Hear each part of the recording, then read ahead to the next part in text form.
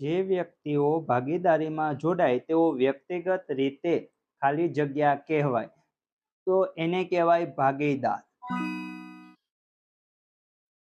ઉપાડ ખાતું તૈયાર કરવાનું હોય ત્યારે ઉપાડ પરનું વ્યાજ કયા ખાતે દર્શાવાય છે?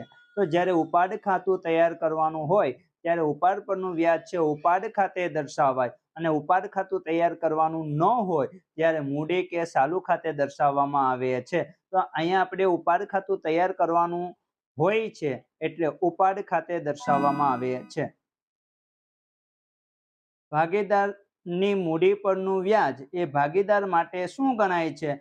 તો ભાગીદારની મૂડી પરનું વ્યાજ છે એ ભાગીદાર માટે આવક છે, પરંતુ પેઢી માટે ખર્ચ છે. તો અહીંયા આપણે પૂછ્યું છે ભાગીદાર માટે શું છે? તો કે ભાગીદાર માટે આવક છે.